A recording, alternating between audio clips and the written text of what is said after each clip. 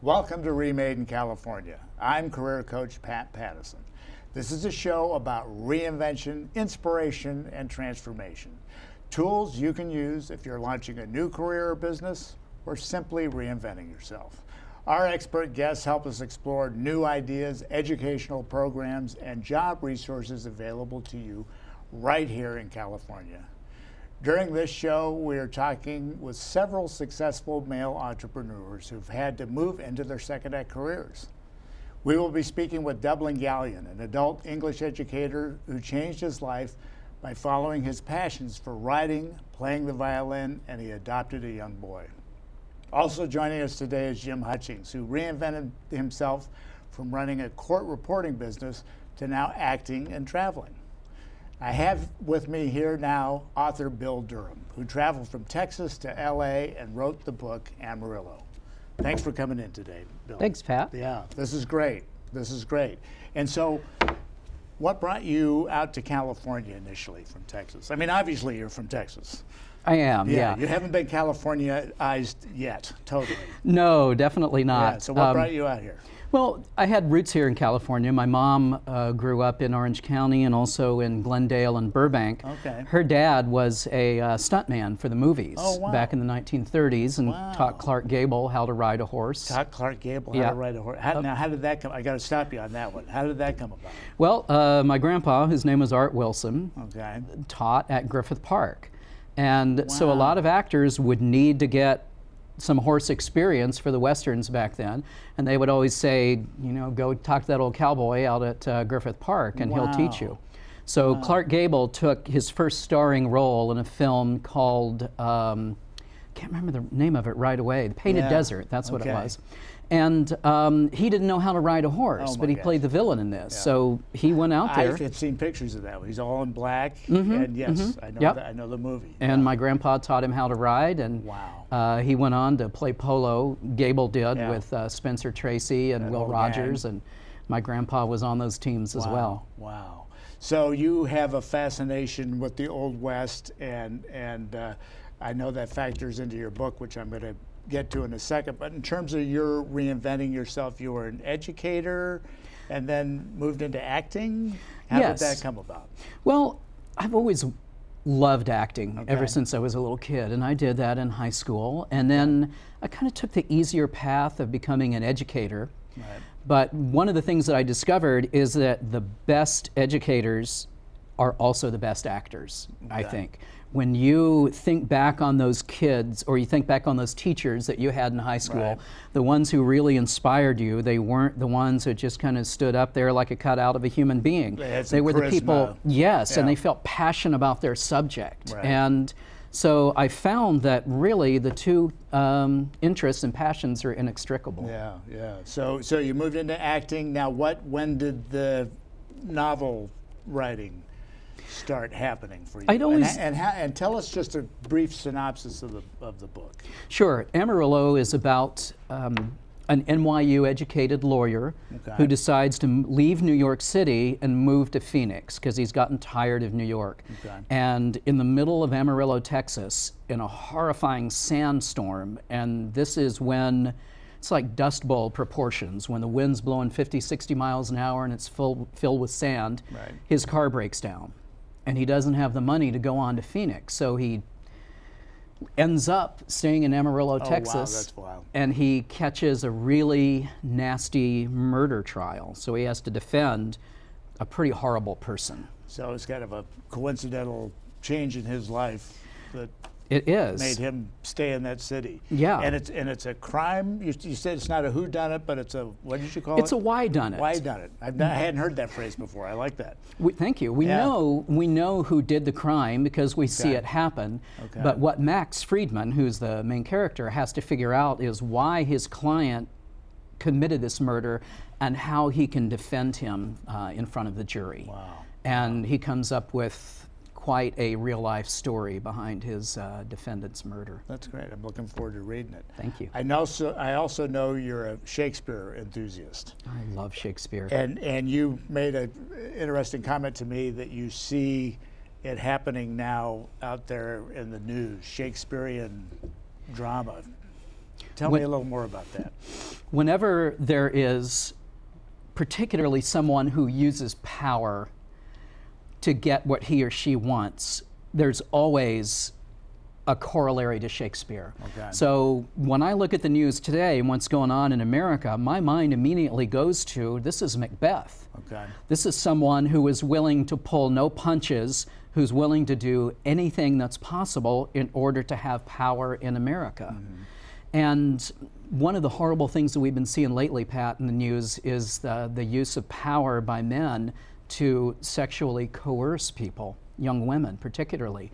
And when we look, for instance, at Shakespeare's play Measure for Measure, it's about a young nun who is told by the Duke that if she is willing to sleep with him, he will not execute her brother. Wow. So he strongly manipulates her sexually from a point of view of a powerful man who's giving her something she wants if she's willing to pay for it. Wow, that's right out of this morning's announcements. I mean, it's just, they Absolutely. just keep coming. It's sad. And in that Shakespearean line, you talk about redemption. Tell me a little bit about how that factors into some of this. Well, my book is about redemption. Okay. There are 3 characters in the book who are offered it. One has already accepted it, and his life is getting better. The other 2 have the opportunity. One of them accepts it and one of them rejects it. Oh, and in Shakespeare's plays, a lot of times, and especially in the tragedies, we don't see the characters accepting the redemption. Okay. But a lot of times in the comedies, characters will realize that what they've been doing is wrong. So for instance, I'm thinking about Much Ado About Nothing, Mm-hmm. Beatrice and Benedict, who are these 2 lovers who ultimately admit that they are really in love with each other. Yeah. And there's a subplot in there as well of a character who does something very foul to a young woman.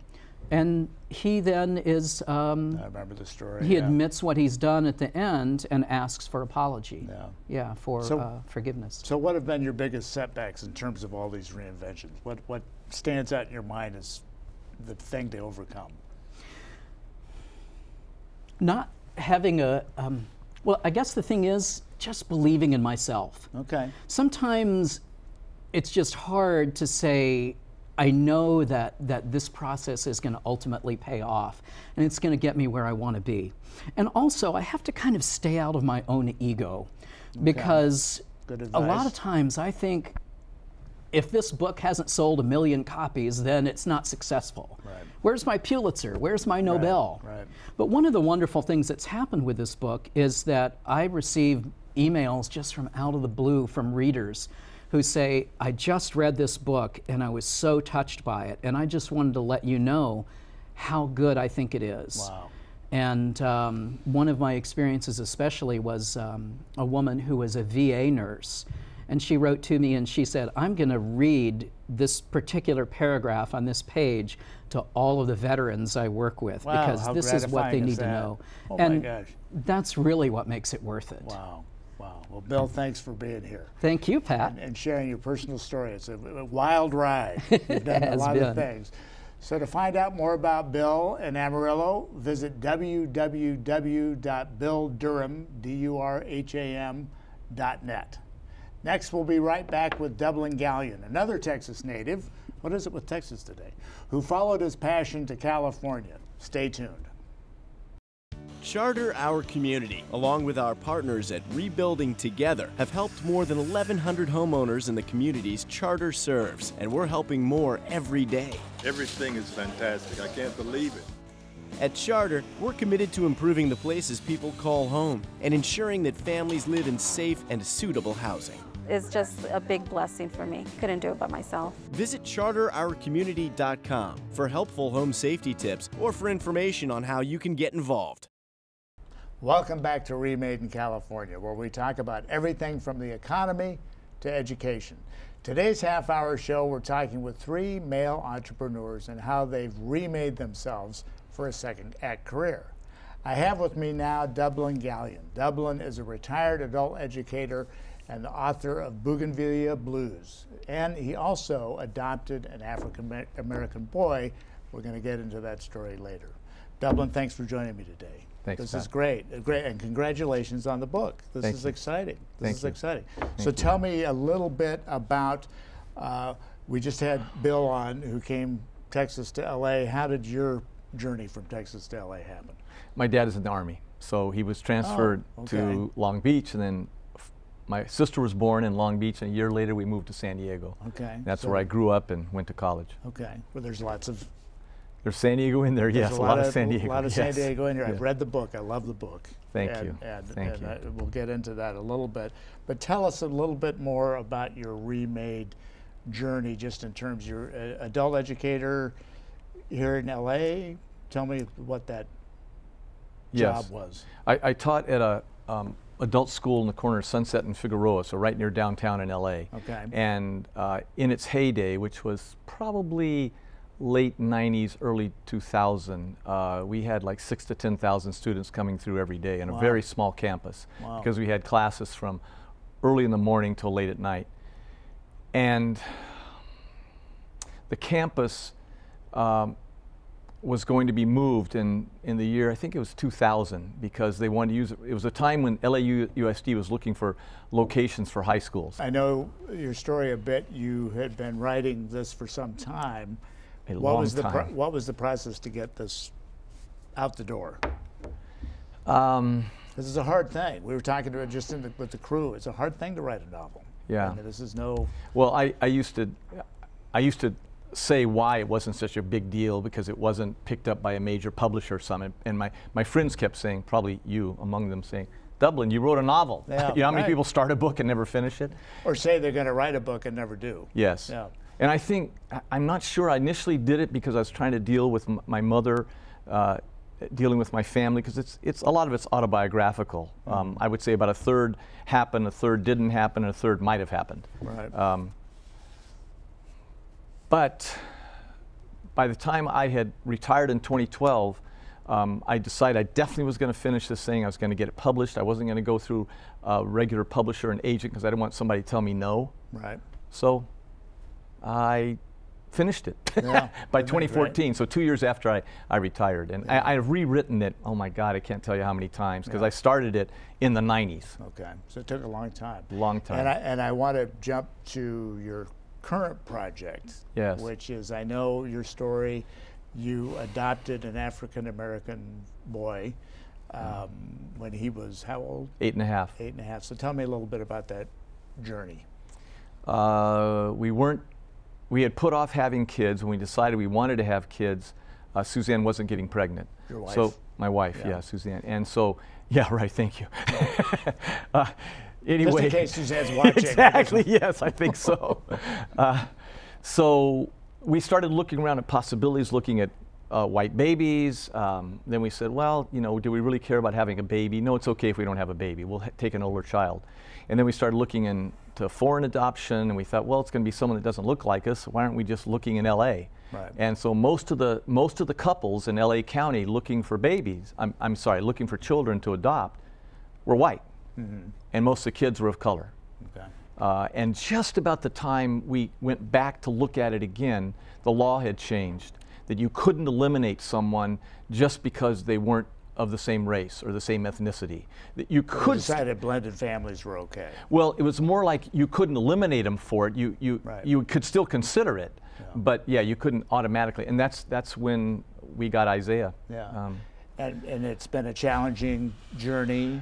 Tell me what. Yes, that's what, a. Yeah, is that that's an a- understatement? That is a euphemism. Yes, Yeah, exactly. yeah. So where is Isaiah now?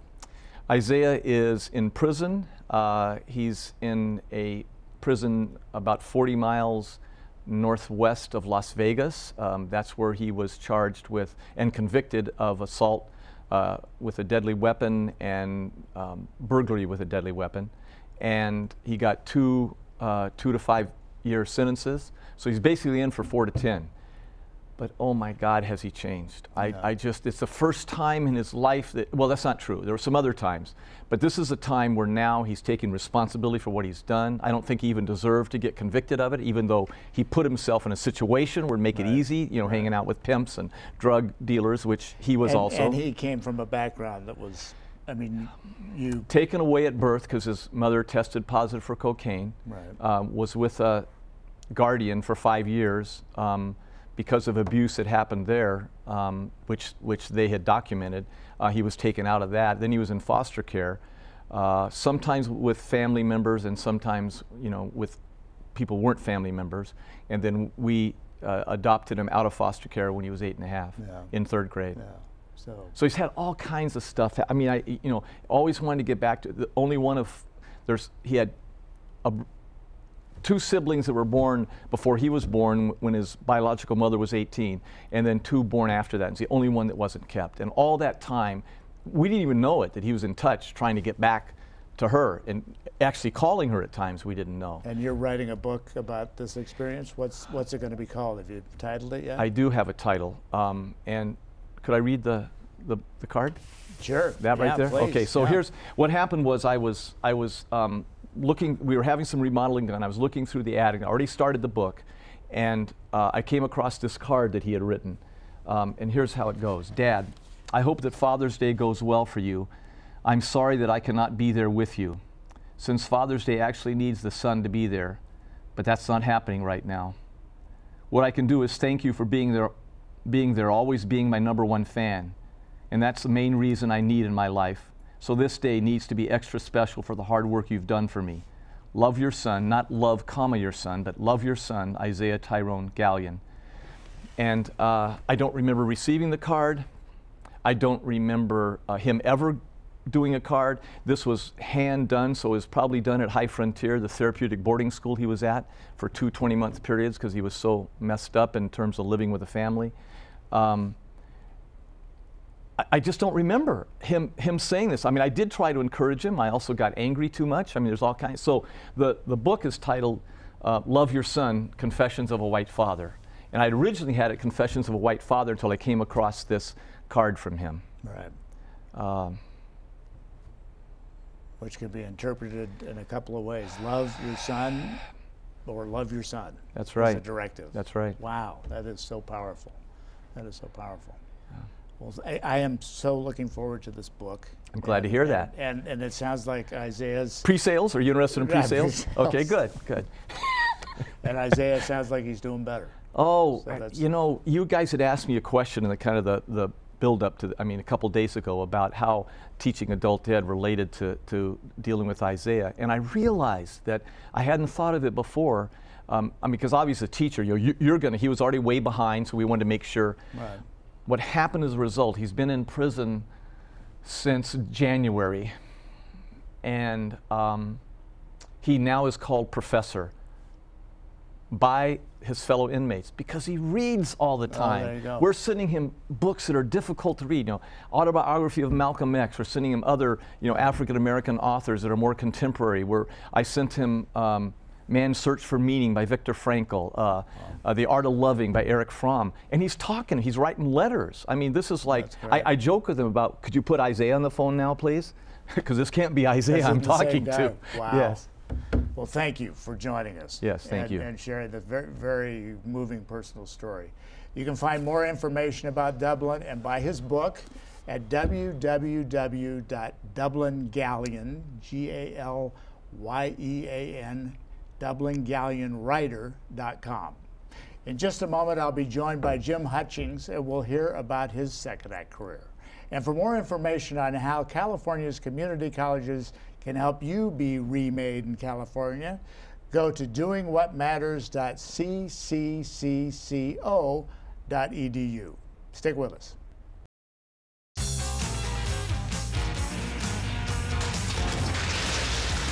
Whoa, dude. You thinking what I'm thinking? Yo, I'm gonna cut the gap. Yeah.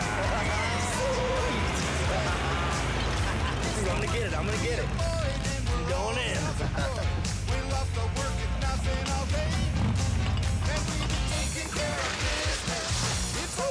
Integrity. Pass it on. Save the date. A message from the Foundation for a Better Life. Welcome back to Remade in California. We're the show that explores people who are launching new careers and businesses or simply reinventing themselves. I'm career coach Pat Pattison, and today we've been discussing launching a second act or starting an entrepreneurial business.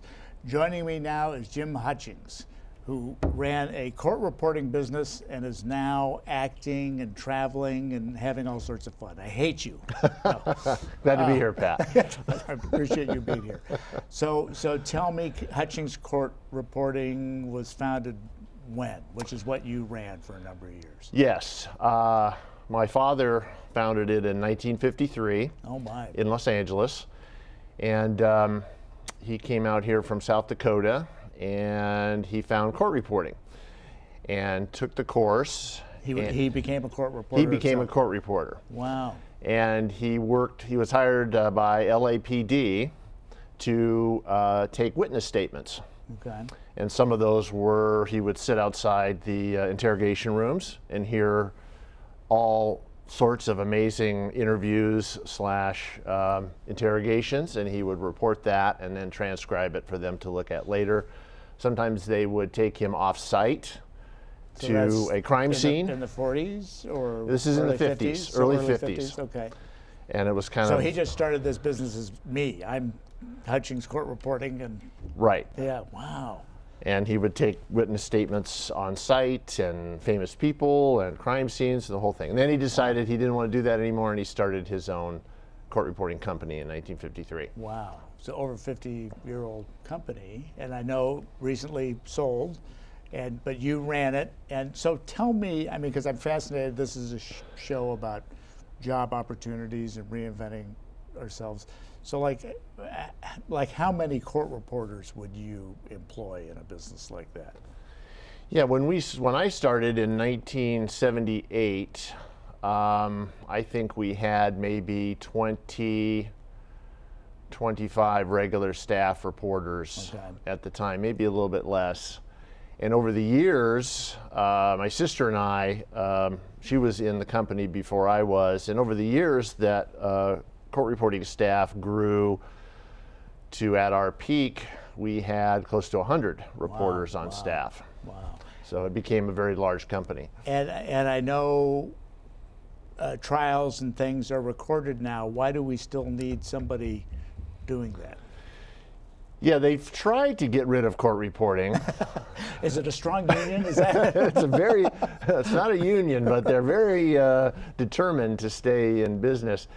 Some of the court, because our bread and butter was pre-trial depositions. So we would be hired by the law firms. That's the other thing I was going to ask. It's not, we always think it's somebody sitting there in a courtroom, but it's depositions. Right, it's mostly depositions, pre-trial, discovery, to see how their case is shaping up. And so the law firms would hire a court reporter, and we would send them in, and they would report the various depositions on a case.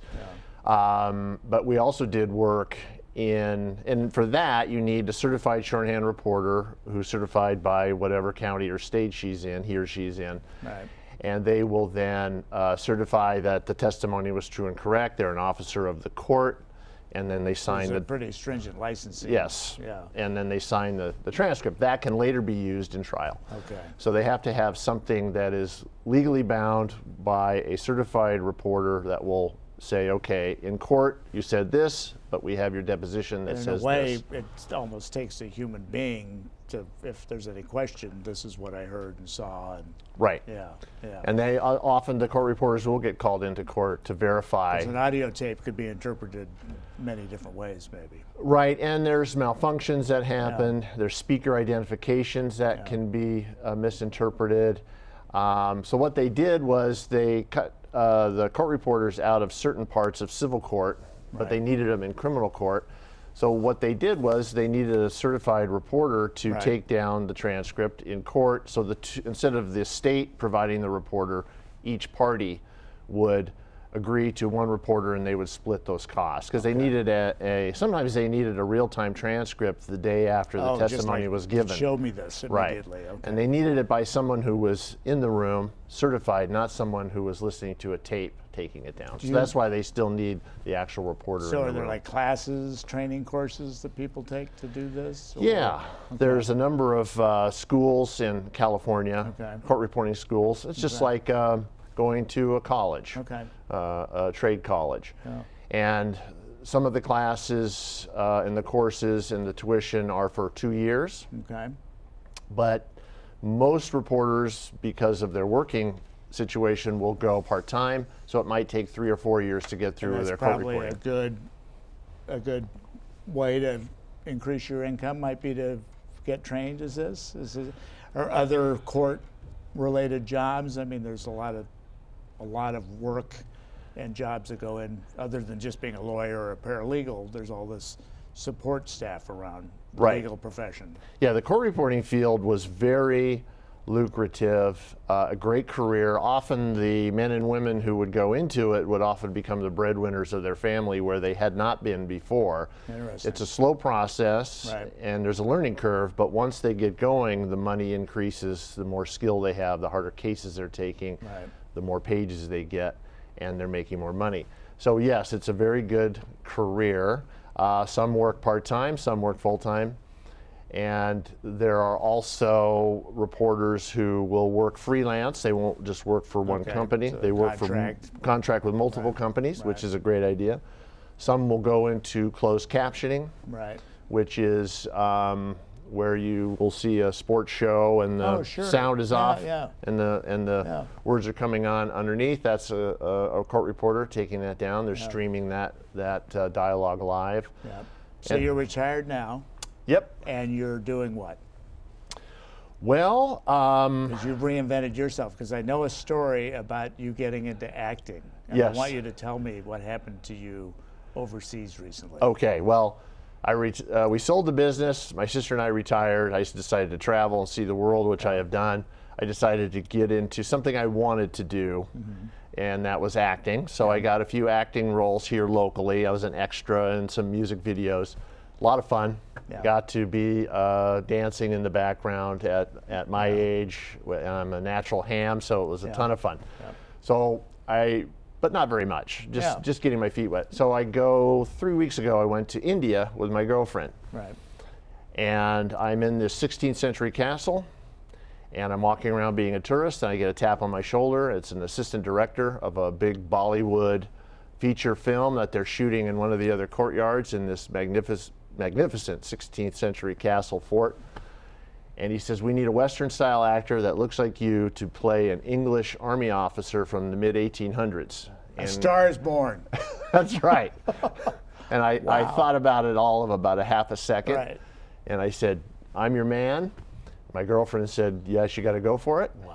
And she and the tour left, and I stayed in the 16th century fort and got put in an army officer's uniform. I hope we can get a picture. I can show me that picture. That's awesome. Just like Lana Turner at Schwab's, like picked out of, but it's because you had been doing it that you were open to it.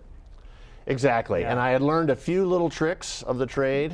And the director at one point said, you have done this before, my friend. Isn't that great? And I said, I have never done this before, my friend, but I've come close. I've come close. I've been in the background, but never in front of the camera. So we had a big laugh out of it, and it was a lifetime, an experience of a lifetime. That's awesome. Had a ball. We're going to wait and see that movie. Thank you so much for joining us. All right.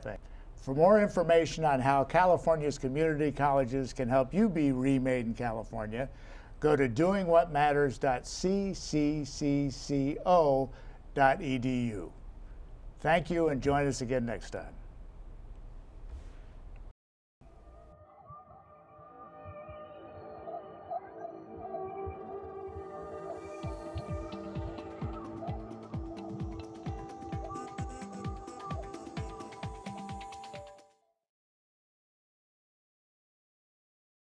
Charter Our Community, along with our partners at Rebuilding Together, have helped more than 1,100 homeowners in the communities Charter serves, and we're helping more every day. Everything is fantastic. I can't believe it. At Charter, we're committed to improving the places people call home and ensuring that families live in safe and suitable housing. It's just a big blessing for me. Couldn't do it by myself. Visit charterourcommunity.com for helpful home safety tips or for information on how you can get involved.